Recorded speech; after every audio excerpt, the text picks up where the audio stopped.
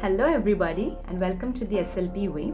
So this particular video is dedicated to the management approaches for individuals with Parkinson's disease. Very recently I got a request from one of the followers and they were requesting me to share some insights of mine on dealing with the management of individuals with Parkinson's, specifically concerning the vocal loudness. So I just decided to dedicate this video for that, because you may never know, many other people might face the same challenges. So that's why I'm here today, and this is my first long video, so I hope you watch till the end and it is useful for you all. So before I jump into the actual management regime or the treatment approaches, let's just understand in brief what is Parkinson's disease. I'm not going to use big technical terms because talking about Parkinson's, its causes and its progression, it's a video on its own. It's a separate content altogether.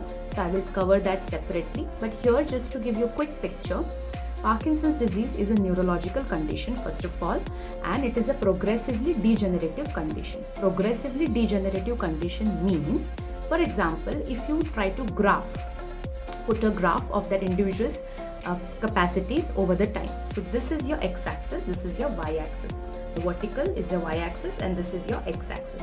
So your x-axis is the time and y-axis is your capabilities in terms of your speech, your motor abilities, your cognitive skills, etc. So if you see a person getting diagnosed with Parkinson's in the present moment, across the time, as the time progresses further, you would see that there will be a gradual decline in all the capabilities. So basically it's progressively occurring, the decline, and it is degenerative. That means you cannot reverse it. Whatever is happening is going to stay permanent, rather it is going to deteriorate even further.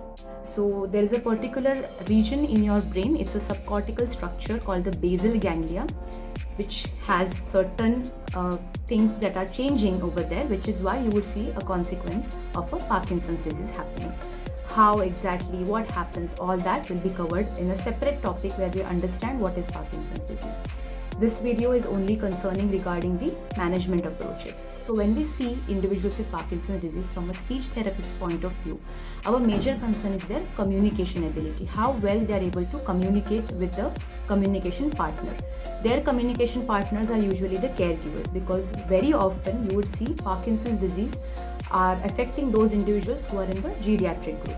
So by then their working environment, all that would be less. They would be spending major time in their homes with their family members. So we need to build that connection and that trust back again, because the person undergoing the Parkinson's disease also experiences an emotional breakdown because they are not able to maintain the same skills they had before, and the family and the caregiver also gets the burden of not being able to understand and connect well with this person. When we see an individual with Parkinson's disease, the very first thing that the therapist has to remember is what is the current level of functioning for that individual. We do not want to overburden the patient. That is the very first thing we need to see. We need to consider the patient's age, we need to consider the patient's motivational level, and we need to consider other constraints in terms of the family, which is why the things can either get better or they can just deteriorate. Because you might come up with different fancy management techniques, but it should be actually practically possible for the family and the person to execute it. The next important thing you need to see, what are their expectations, the patient's expectations and the caregiver's expectations, as to what do they view in the future, what level do they want to reach. If they are having very unrealistic expectations, then whatever sort of therapy techniques you would apply, it will not be beneficial, because they will constantly be under that trauma that this is not working out. So then you would need to arrange your approaches in such a way wherein you try to counsel them more. After all this is sorted out, you need to perform subsystem level assessment. So you need to actually understand in detail how is their respiratory system functioning, how is their phonatory system functioning, what is the quality of their resonatory system, and how well are they with the articulation. So the 4 subsystems we know: respiratory, phonatory, resonatory, articulatory. Individual subsystem level analysis has to be performed for us to have a baseline based on which we can prepare an individualistic plan for them. Once we get a baseline from all these 4 subsystems, the next approach is targeting which subsystem is greatly affected. Since the question asked to me was in terms of the vocal loudness, I will only stick my approaches to the phonatory subsystem. So it's a common feature that you would see in individuals with Parkinson's, that they have a very low vocal loudness. That means the voice intensity gets very low. So how do you enhance that? The very first and the most evidence-based approach towards this is the LSVT, Lee Silverman Voice Therapy. So this is an ABP specifically for Parkinson's condition. So this is something that a therapist can get a certification and you can start implementing it on your clients, and it's a very effective one. However, just because you do not have a certification, it doesn't mean you cannot provide the therapy, but this is something you need to keep it in your mind for your professional competency. So first approach, there is no doubt, no argument, you have to know LSVT. Second most important thing is you can start using referential task. So the referential task can be performed either in a conversation context, or you can use the reading context if the person is literate. The third most important thing that you can include is the regular maximum phonation duration task, the SIRSA ratio, and you can also include the vocal gliding task. That is, you can include the numbers 1 to 5 and you can start gradually progressing it from the low volume to the high volume. These are basic behavioral approaches that you can implement on these clients, and similar pattern you can give them certain activities so that you can generalize it in different communication contexts. Pertaining to the specificities of each of the techniques, you can have a one-on-one session with me and I can explain it better to you if you're really interested to find out how exactly each task has to be implemented, and I'll be more than happy to share with you my findings and my experiences and the success stories. Sometimes I don't have success stories, it gets a plateau, but most often the success stories have given the result in such a way that the implemented techniques have actually worked out well for the clients. If you're really interested, we can have a one-on-one session based on both of our conveniences, and then I can guide you better with your individualistic plan. But for this particular video, just to orient you as to how to go about it, at least for you to have a prior knowledge how to start, instead of having a blank slate, oh no, what to do, at least you can have something outlined in your mind and then proceed with the management approach. I'm also going to share another important technique, which is the biofeedback. So next to this, I'm just going to explain about the biofeedback aspect. So watch the video till the end to understand what is this biofeedback. Basically, biofeedback is nothing but whatever speech activities you're making them do, the speech tasks you're making them do, they need to get certain feedback in return for them to know whether it was right, whether it was wrong, whether they're improving, or whether they have reached a plateau, or whether they're not making any progress at all. So basically, that is also a that is the most important aspect when you're treating patients with Parkinson's disease. So now let's understand what is this biofeedback. Okay, so apart from the behavioral techniques which I've already shared, which you can utilize for the management of Parkinson's disease, here's something I would like to add on, because we need some sort of an objectivity. Even if you do not have a very systematic and a standardized clinical setup with all the standardized equipments and tools for you to provide a biofeedback, it shouldn't limit you from utilizing biofeedback in routine clinical practice.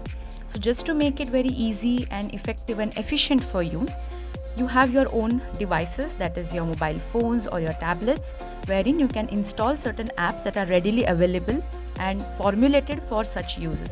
So one such app I came across and I have utilized in my clinical practice, even in the ward setup and for those individuals post-discharge, is this tool called Voice Tools. This app is available on Play Store and you can install it for free. So let's familiarize ourselves with this app. You can see in the bottom panel, different provisions are provided, that is a pitch, tone, volume and analyze. We will not be concerned about the analyze part, because here they have given a standardized passage, the rainbow passage. You can record your voice and it will analyze it for you. We do not want this particular tool, because you might come across individuals who do not know how to read English. So then this part will not be useful. But let's divert our attention towards the pitch, the tone and the volume, especially the volume part. So first with the pitch, as you can see, that the units are mentioned in hertz on the left hand side, that is the y-axis, and you can see two bands. The pink band is the frequency range for the female voice, and the blue band is the frequency range for the male voices. So since I am female and my voice is in a high pitch quality, it is coming in the pink area. But if I make any changes, like if I go down and speak like this, you can see it's getting reflected in the blue band.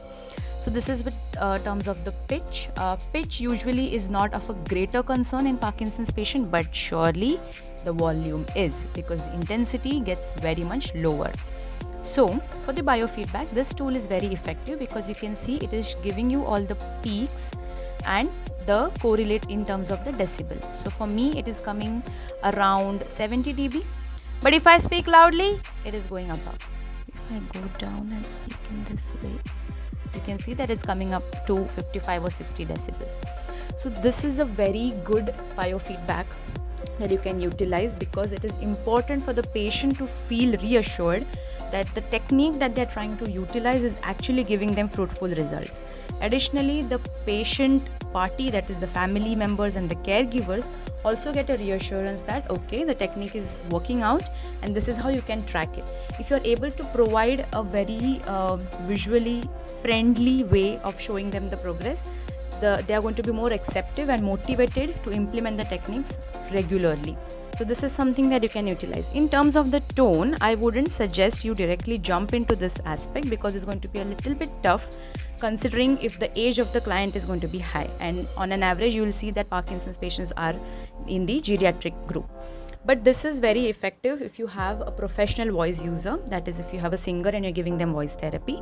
But there is no harm in utilizing this, because Parkinson's patient also have the prosodic aspects disturbed, that is they have issues with the stress, they have issues with the intonation and the rhythm. Stress is at the high peak, so you cannot use this part for the stress, but at least for the intonation and the rhythm, just to give them a quick adjustment that this is how you can say. But that can also be provided in other forms, and as I mentioned, stress is of a high concern and there are techniques for that too. So on the need basis I will share information about that as well. But at least for the volume, that is your intensity, vocal intensity and your vocal pitch, this is a quick and effective tool that you can use, and it is readily available, and we all are using smartphones and smart devices, so you can definitely utilize it and include it in your routine practice. An important take-home message after I shared the biofeedback is to remember, for everyone, this is not a standardized tool. You will also see certain differences in terms of the recording, because you're not using any calibrated microphone. So if you have a calibrated system and a calibrated microphone standardized for that particular population and the condition, then the results are going to be more effective. But something is better than nothing. At least you can start using these type of techniques which are readily available and incorporate them in your routine practice, so that biofeedback is something that you wouldn't skip in your therapeutic approach, and it will be very effective for the individuals to monitor their own progress as well. So do implement such things, and if you find more interesting and beneficial apps, then you can definitely use them. This is just one that I'm suggested because I have personally utilized it in my routine practice. But if you have any other such apps suggestions which are free for use, even if they are paid, that is okay, but it should be user friendly for all of them, for the therapist also and for the patient population also. So if you have such suggestions, you are definitely free to share them here in the comment section. Otherwise, you can start utilizing this app and check how it works out with you.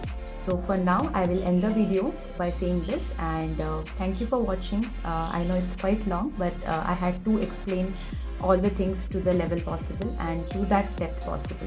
So stay tuned, and if you have more such suggestions and requests for me based on which I should make more videos, then please do DM me, and I will be more than happy to share my findings and prepare such valuable content for you all.